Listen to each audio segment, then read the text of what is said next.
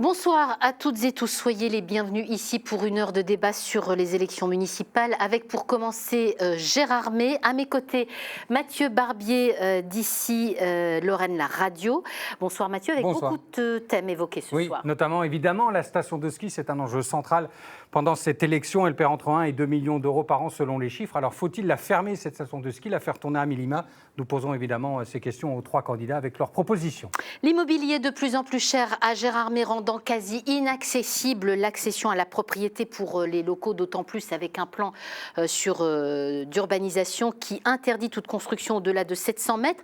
Difficile par ailleurs de se loger en location. Nous verrons ce que les candidats proposent. Et puis pour se loger, il faut pouvoir se garer. À peu près 2000 places de stationnement à Gérard May. Elles sont toutes gratuites. Le maire qui sera élu va-t-il les rendre payants pour faire entrer de l'argent dans les caisses? Là aussi, messieurs, nous vous posons cette question. Et puis l'eau, cette problématique, cette ressource rare, précieuse qu'il faut partager en été et que les Géromois paient de plus en plus cher. On débat de tout cela avec nos trois candidats à la mairie de Gérard May.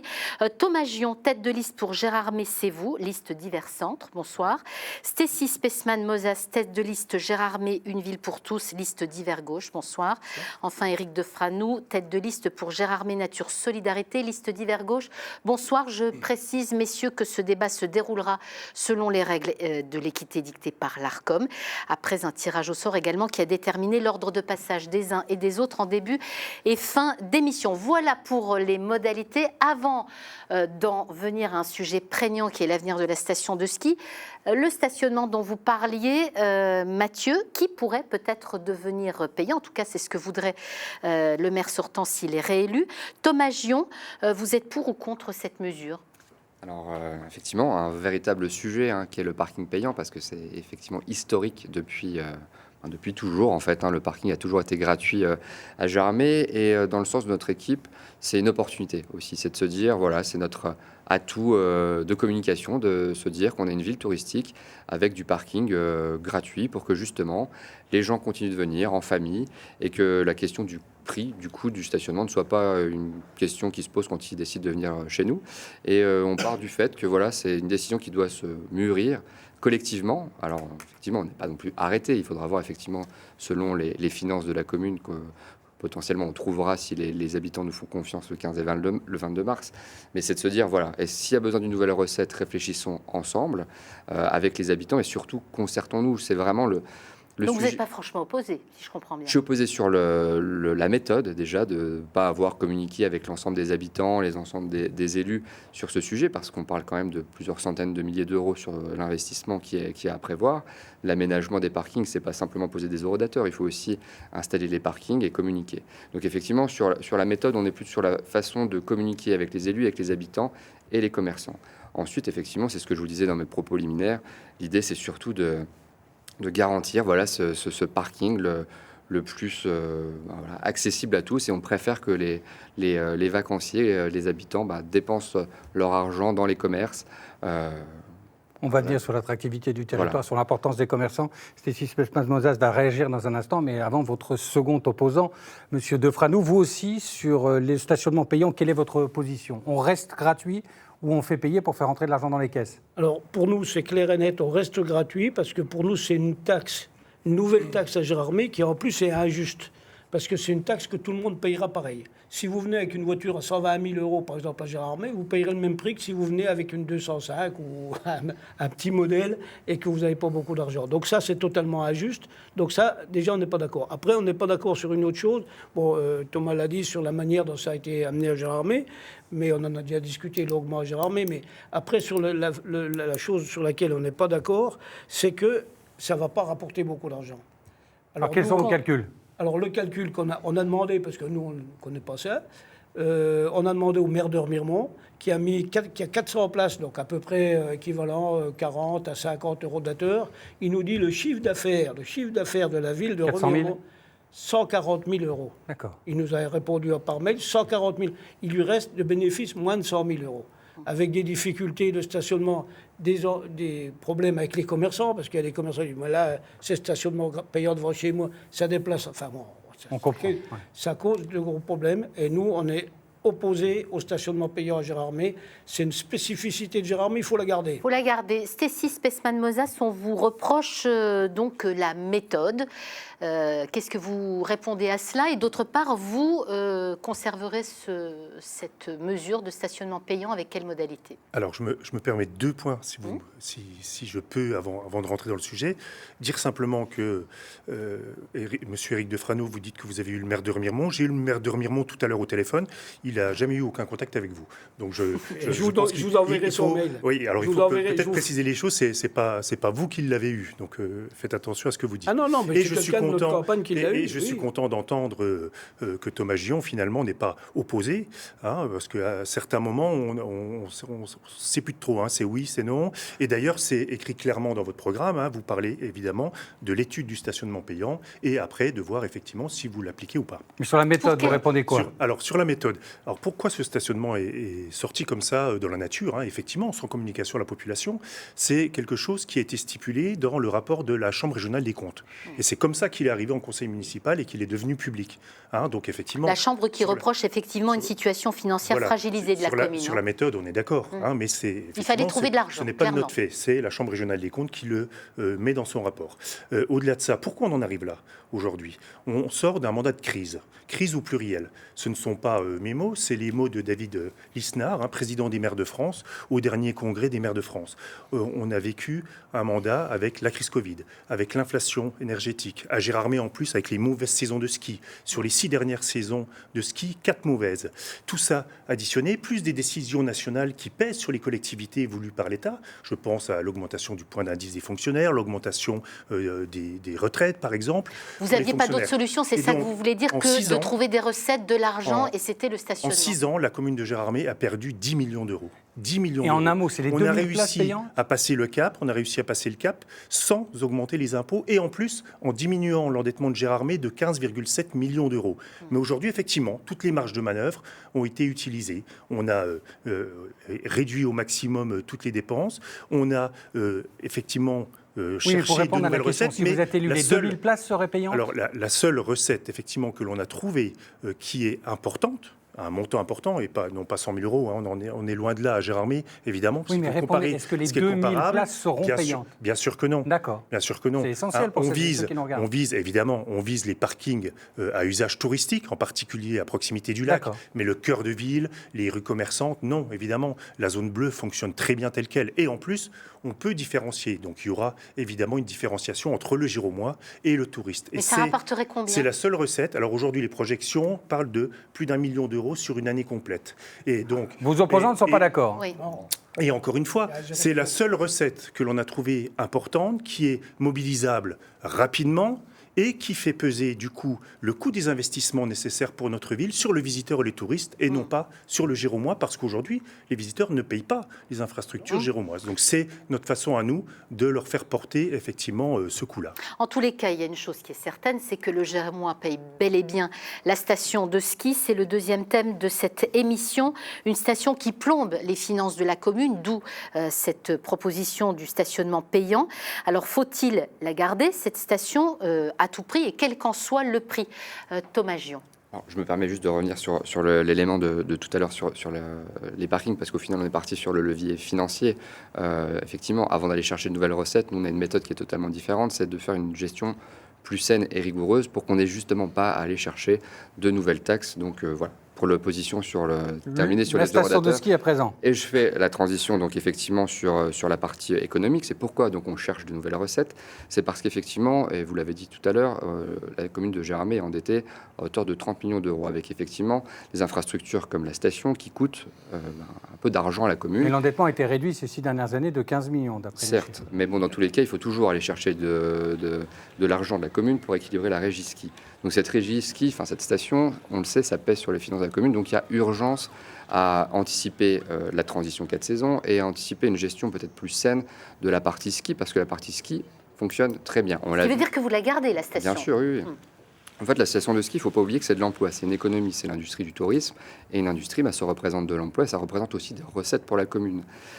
Là, on l'a vu, les vacances de février, des journées qui fonctionnent très bien. Il y a du monde, la station fonctionne et c'est quasiment 180 emplois directs. Je ne parle pas des emplois qui découlent sur l'ensemble du territoire derrière, mais c'est une vraie économie et c'est un massif d'initiation où il faut continuer à ce que nos jeunes et jeunes visiteurs continuent à venir s'épanouir. Mais sachant qu'elle est déficitaire quand même, cette station, quel que soit avec le dérèglement climatique, elle coûte quand même, vous la gardez à tout prix, c'est bien ça que j'ai compris, mais à quel prix et en faisant comment? Alors l'idée c'est justement de rester en régie.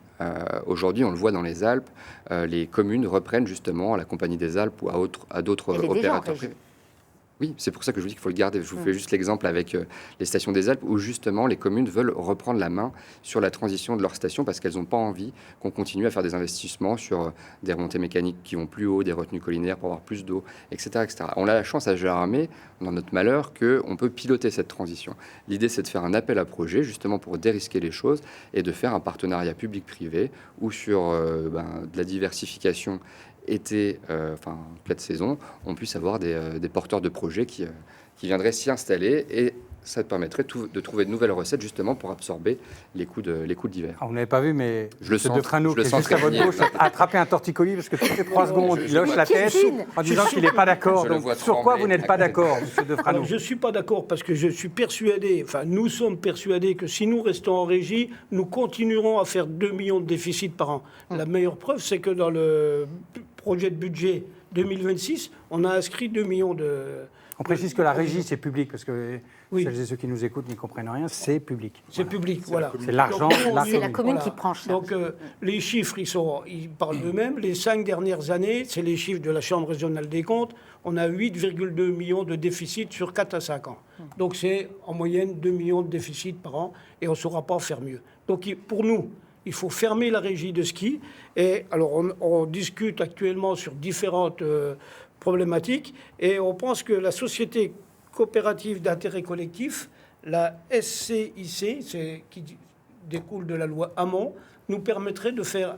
Alors, ce n'est pas du partenariat public-privé, c'est différent. C'est-à-dire que la commune resterait actionnaire d'une manière ou d'une autre dans cette SCIC et on demanderait à ceux à qui ça rapporte. Alors, il y a beaucoup de gens à qui ça rapporte. Hein. On a dit les hôteliers, les gens qui font des locations, l'école de ski français. Enfin, il y a à tous ceux... Mettez la main à la poche. Celles et ceux qui nous écoutent, et Laurent sera d'accord avec moi, quand vous dites fermer la station de ski.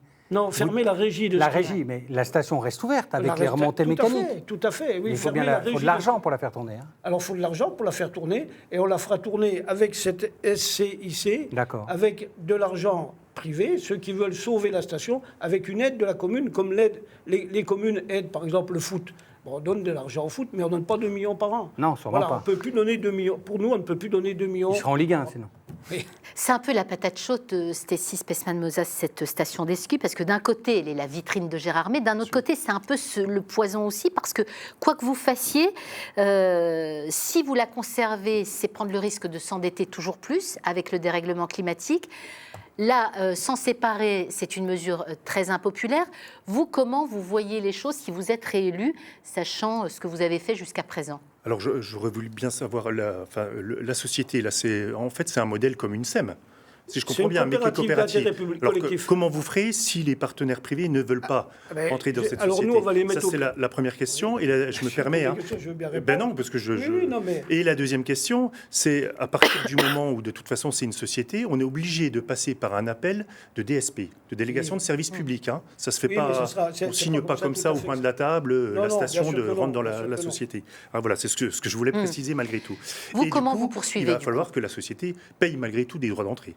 Hein, oui, tout à fait. Mais c'est pas l'euro symbolique. Nous, on dit aux gens, alors il y a plein de gens qui disent la station de ski rapporte de l'argent à la commune, à ses commerçants, à l'école de ski. Eh ben, on dit, mais mettez la main à la poche. Parce que c'est plus acceptable pour nous que les Géromois... Alors, 2 millions de déficits... Vous les taxez, celles et ceux qui gagnent de l'argent grâce au ski? Non, on ne va pas les taxer, on va leur demander de participer. C'est pareil. Oui, c'est pareil.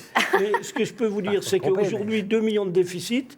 Quand il y a 2000 foyers fiscaux à Gérardmer, c'est à peu près le nom. Ça fait 1 000 € par foyer fiscal. Vous voulez dire aux commerçants, qui ont déjà pour certains du mal à boucler leur fin de mois, qui vont être taxés pour faire tourner la station? Ils le feront volontairement ou pas. Si on leur dit, effectivement, ça vous rapporte de l'argent. Ben, mettez la main à la D'accord. poche. On peut prendre même mettre des bénévoles qui pourraient aider les sociétés de ski, les associations de skieurs. Tiens, moi, je suis skieur. Je veux bien aller donner un coup de main de temps en temps à la station. Hein. Alors, Stécie Spessman-Mozas, vous, la station, si vous êtes réélu, qu'est-ce qui se passe? Alors, vous l'avez dit, hein, c'est une importance notable pour notre commune et bien au-delà, pour le massif des Vosges. Mais effectivement, on se rend compte avec le dérèglement climatique, et j'ai rappelé tout à l'heure, sur les 6 dernières saisons, on en a eu 4 mauvaises. Et les projections sont celles-ci. On annonce 60 à 70% de mauvaises saisons à très court terme. Mais le but, effectivement, c'est de ne pas fermer violemment cette station. Donc ça veut dire quoi? Une ouverture partielle, comme vous l'avez fait cette année? Nous continuerons à ouvrir la station, évidemment, parce que le produit neige peut encore être présent, même s'il est mais en présent réduisant les coûts. de moins en moins, mais encore une fois, en poursuivant le modèle qu'on a construit ces dernières années, c'est-à-dire un modèle en décroissance. C'est-à-dire qu'aujourd'hui, on ne peut pas avoir une voilure telle qu'elle est aujourd'hui, avec autant de pistes et autant de remontées mécaniques. Donc on va aller vers ce modèle en décroissance, de telle façon à baisser au maximum le point d'équilibre. Et pour venir pour le 4 saisons, juste préciser que, quelle que soit l'activité 4 saisons qui pourrait s'implanter sur le domaine, aucune ne permettra de combler des chiffres tels que l'on vient de dire, 1,5 million, 2 millions. Elle s'équilibrera elle-même, cette nouvelle activité, mais c'est tout. Elle ne permettra pas d'équilibrer, elle n'arrangera pas ce qui se passe pour le ski. Ouais, donc ce qui veut dire que le contribuable devra payer de toute façon l'endettement de la station. Ça va être qui se chiffre aujourd'hui à 14 millions d'euros, je crois. Oui, on est à 13 millions aujourd'hui. 13 millions au 31 décembre 2025. Et ce qui veut dire effectivement qu'on parlait de nouvelles recettes tout à l'heure. Si on veut poursuivre effectivement à flécher, c'est en gros l'annuité de la dette, 1,6 million par an sur le budget général, et bien voilà, c'est une nouvelle recette aussi qui est nécessaire pour payer ce 1,6 million et également poursuivre les investissements nécessaires en ville. Donc, on garde la station de ski, j'ai bien compris, avec chacun sauf... Nous, on garde... Alors, quand j'entends qu'on va gagner 1,6 million avec les... Alors, ça augmente à tout va. Non, je parlais de l'annuité de la dette du ski. Oui, 1,6 million. Elle est d'1,6 million aujourd'hui. Voilà. Donc, les eurodateurs ne rapporteront jamais 1,6 million à Gérard. Sauf si on met partout. Bien sûr. Jamais. On parlait de sujets de méthode tout à l'heure, mais la vraie question à se poser, en fait, c'est pourquoi on en est arrivé à ce stade aujourd'hui. Et effectivement, et là, je remercie la mairie de l'époque d'avoir effectivement racheté la station à un privé pour sauver l'activité ski. Mais quand on a une entreprise et qu'elle fonctionne, on fait des bons hivers, etc. Quand on est une collectivité, en fait, notre rôle, c'est pas de faire justement des affaires. Le but du jeu, c'est de rapidement revendre, tant qu'il y a une bonne valeur marchande, la station à un opérateur privé qui... c'est pas le cas. Non, du coup, c'est pas le cas. Donc, non, mais c'est pour ça que c'est important. Mais quand on faisait des bons hivers à l'époque, il y avait une valeur marchande. Aujourd'hui, effectivement, on est arrivé à un stade où il n'y a plus cette valeur marchande. On le sait que la moyenne montagne, ça va être de plus en plus compliqué. On attendait le projet 4 saisons qui avait été... promis. C'est quoi, projet 4 saisons? On entend toujours ça. C'est quoi? C'est de la Il y a eu une expérimentation en 2021-2022 d'ouvrir la station l'été avec les télésièges qui permettaient de monter sur les sommets, faire de la rando, redescendre en trottinette. Ça n'a pas marché. C'est un télésiège qui a très à la marge. Donc c'est quoi le 4 saisons finalement? Le télésiège de la station, il faut quand même bien aussi le rappeler, c'est un télésiège qui a été financé pour faire du 4 saisons. Et effectivement, il a tourné un été pour faire un petit peu de VTT à la marge. Si on veut vraiment se dire qu'on est une station de 4 saisons, il faut mettre les moyens pour. Et les 4 saisons, monsieur le maire, c'est possible? Alors, encore une fois, j'estime que si un projet 4 saisons à porter sur le domaine de la Moselaine, ça doit être de l'ordre du privé. Ce n'est pas la collectivité qui a les moyens aujourd'hui de porter ce type de projet. Donc évidemment, on soutiendra le projet privé qui viendra, si évidemment il en est en adéquation avec le développement durable et la protection du milieu, sans oublier, et ça beaucoup l'omettent, que 80% des terrains de notre station de ski sont à l'État et dépendent de l'ONF. Donc il va falloir forcément aussi passer par l'ONF et avoir le raccord. On va passer à l'immobilier qui est un autre sujet. Et bien sur le 4 saisons, parce que quand on parle du 4 saisons, on sait que le télésiège aujourd'hui qui est là, il coûte 500 € de l'heure pour le faire fonctionner.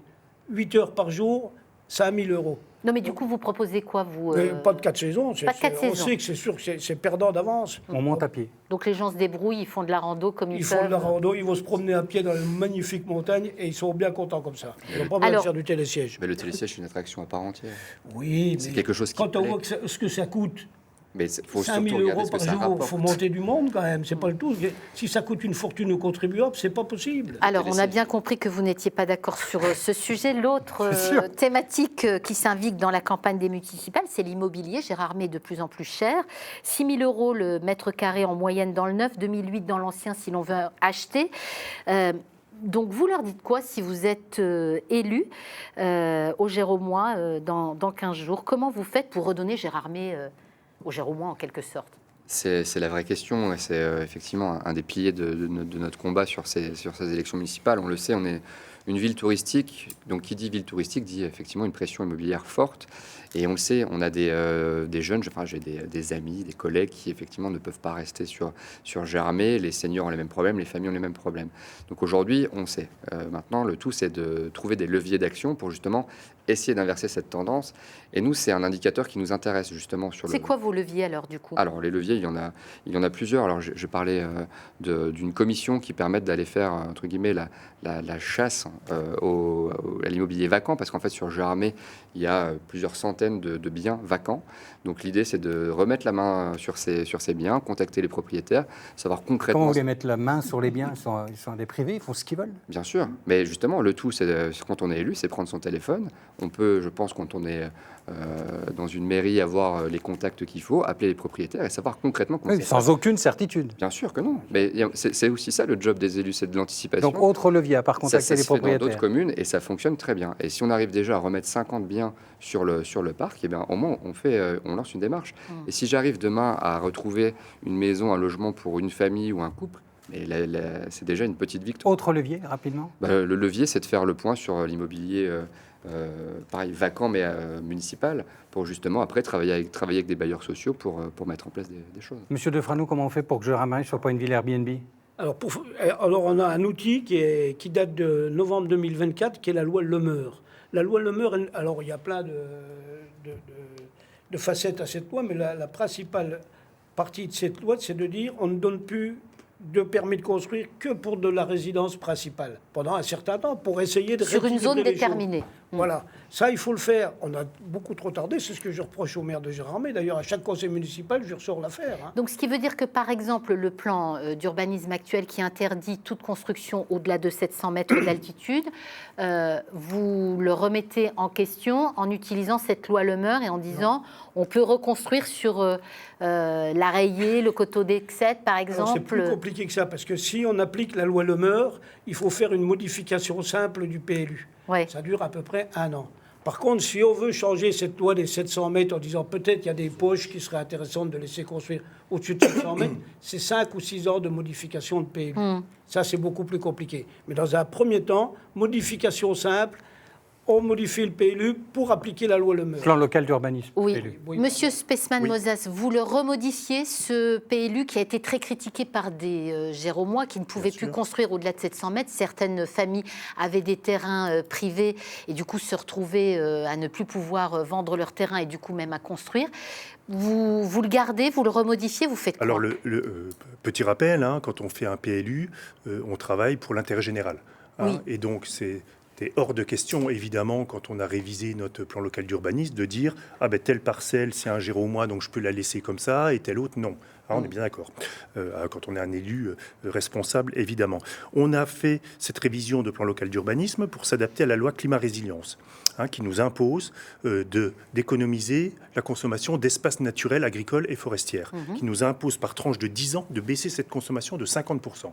Et c'est pour ça qu'on en est arrivé à enlever quasiment 400 hectares constructibles à Gérard May avec cette révision de PLU. Mais Et comment effectivement, concrètement on vous a gardé- redonnez Gérard May aux On Géromois? a gardé l'enveloppe urbaine. Et c'est pour ça que les coteaux, où ils commençaient à avoir tout et n'importe quoi comme construction, ont été bloqués.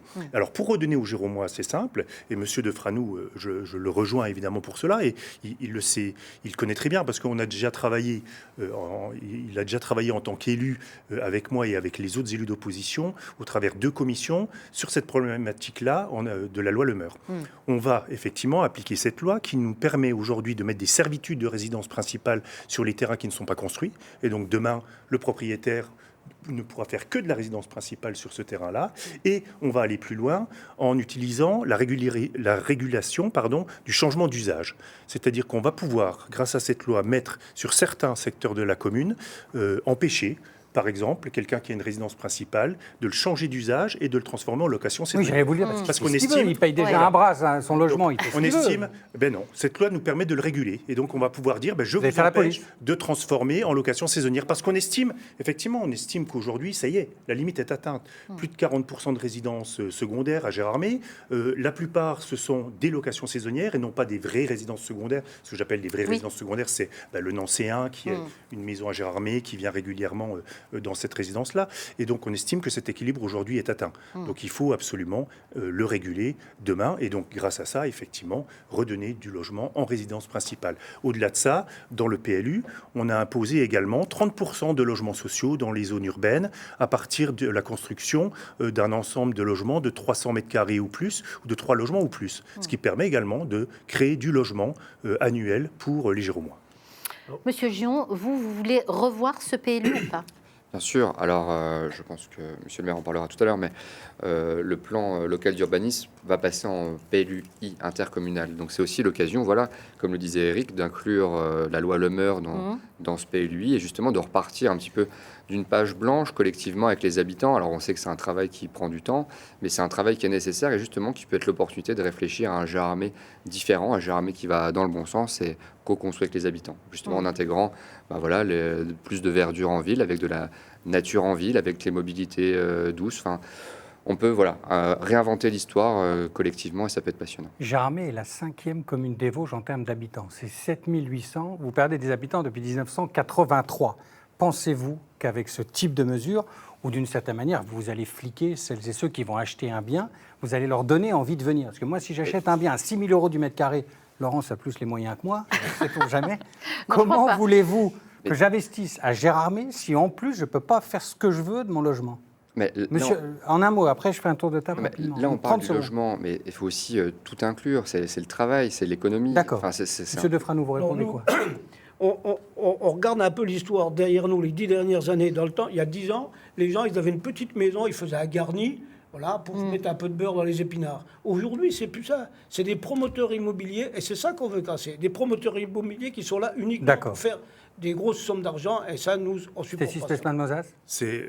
Vous l'avez dit, c'est un choix politique qu'il faut faire demain, parce qu'on estime effectivement que pour redonner ce logement aux résidents permanents qui travaillent sur Gérardmer, parce qu'on l'a dit, mais Gérardmer, c'est de l'économie touristique, mais c'est également de l'économie industrielle qui est toujours présente sur notre territoire. Ce sont des centaines d'emplois portés, et il faut pouvoir donner la possibilité à ces personnes-là de résider sur Gérardmer. Alors, on arrive déjà au terme de ce débat. On n'aura pas eu le temps d'évoquer la problématique de l'eau. Avant de conclure, vous avez donc respectivement 30 secondes chacun pour déclarer votre profession de foi, vos ambitions si vous êtes élu. Et on commence donc par Monsieur Gion, qui a été tiré au sort pour conclure. On vous écoute. Déjà, merci pour cet échange. Thomas Gion, donc voilà, j'ai envie de continuer ce mandat au service de la population. Donc je suis conseiller départemental par ailleurs. J'ai ce sens de l'intérêt général qui compte énormément pour moi. Depuis l'âge de mes 13 ans, en tant que sapeur-pompier volontaire, je m'investis pour l'intérêt général. J'ai envie de poursuivre ça avec une équipe de 28 colistières et colistiers extrêmement compétents, motivés, prêts à se relever les manches, justement, comme on l'a évoqué, pour balayer tous ces sujets et faire quelque chose, un beau projet commun pour Gérardmer, qu'on avance dans le bon sens. Merci à vous. La parole est donnée au deuxième candidat, Stécie Spesman-Mozas, tiré au sort numéro 2. On vous écoute. Merci. Donc effectivement, j'ai décidé de me représenter à cette élection parce que j'ai toujours le même dynamisme, toujours cette même passion évidemment pour la chose publique, pour le service public, pour être utile. Ça a toujours été pour moi un leitmotiv. J'ai décidé de m'engager avec une équipe renouvelée qui est prête aux responsabilités, compétente, avec des parcours de vie différents, représentatives, me semble-t-il, de la ville de Gérardmer. Alors si, encore une fois, on veut cette sécurité financière, parce que nous sommes les seuls aujourd'hui à le proposer et à avoir la notion de masse financière. Merci, les 30 secondes sont écoulées. Ça sera Merci Gérardmer, une ville à pour vous. tous. Et on termine avec Monsieur Defrano. Alors nous, on a une liste aussi disponible et compétente qui s'inscrit dans le sens où il n'y aura pas de cumul de mandats sur notre liste. Voilà. nous prendrons avec la population en démocratie directe pour prendre les grandes décisions. Et nous avons un slogan qui s'appelle Gérardmer Nature. Nature, c'est notre bien commun, il faut le préserver. Et les solidarités, c'est aussi, on ne laissera personne au bord du chemin.